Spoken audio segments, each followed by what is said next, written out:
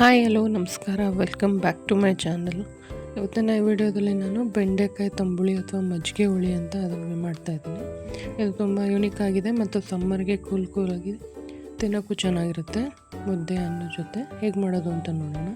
ಮೊದಲಿಗೆ ನಾನು ಬೆಂಡೆಕಾಯಿನ ಸಣ್ಣಗೆ ಹೆಚ್ಚಿಕೊಂಡು ಪ್ಯಾನ್ಗೆ ಒಂದು 4-5 ಚಮಚ ಎಣ್ಣೆ ಹಾಕಿ ಚೆನ್ನಾಗಿ ಫ್ರೈ ಮಾಡ್ಕೋತಾ ಇದ್ದೀನಿ.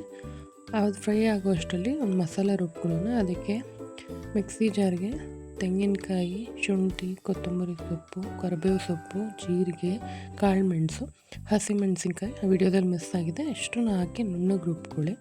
ಅಷ್ಟರಲ್ಲಿ ಬೆಂಡೆಕಾಯಿ ಫ್ರೈ ಆಗಿರುತ್ತೆ. ಅದಕ್ಕೆ ಈ ರುಬ್ಬಿರೋ ಮಿಶ್ರಣನ ಸೇರಿಸ್ಕೊಂಡು ಚೆನ್ನಾಗಿ ಫ್ರೈ ಮಾಡ್ಕೊಳ್ಳಿ. ಸ್ವಲ್ಪ ನೀರು ಹಾಕ್ಕೊಂಡು ನಿಮ್ಮ ಕನ್ಸಿಸ್ಟೆನ್ಸಿಗೆ ಅಡ್ಜಸ್ಟ್ ಮಾಡಿಕೊಂಡು ಚೆನ್ನಾಗಿ ಫ್ರೈ ಮಾಡ್ಕೊಂಡು ರುಚಿಗೆ ತಕ್ಕಷ್ಟು ಉಪ್ಪಾಕಿ ಒಂದು ಕುದಿ ಬರೋವರೆಗೂ ಮುಚ್ಚಿ ಚೆನ್ನಾಗಿ ಬೇಯಿಸ್ಕೊಳ್ಳಿ.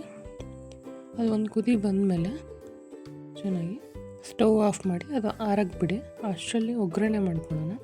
ಪ್ಯಾನ್ಗೆ ಎಣ್ಣೆ, ಸಾಸಿವೆ, ಹಸಿಮೆಣಸಿನ್ಕಾಯಿ, ಕರಿಬೇವಿನ ಸೊಪ್ಪು, ಹಿಂಗು ಇಷ್ಟನ್ನು ಹಾಕಿ ಫ್ರೈ ಮಾಡಿ ಎತ್ತಿಟ್ಕೊಳ್ಳಿ ಒಗ್ಗರಣೆನ.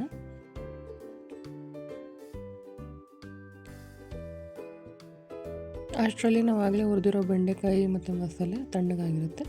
ಅದಕ್ಕೆ ಕಡ್ದಿರೋ ಮೊಸರನ್ನ ಸೇರಿಸ್ಕೊಳ್ಳಿ.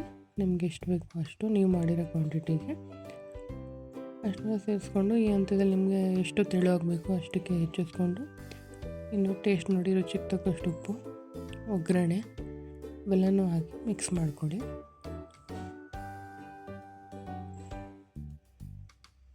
ಒಗ್ಗರಣೆ ಮಿಕ್ಸ್ ಮಾಡಿ ರೆಡಿ ಆಯಿತು ಬೆಂಡೆಕಾಯಿ ತಂಬುಳಿ ಅಥವಾ ಮಜ್ಜಿಗೆ ಹುಳಿ.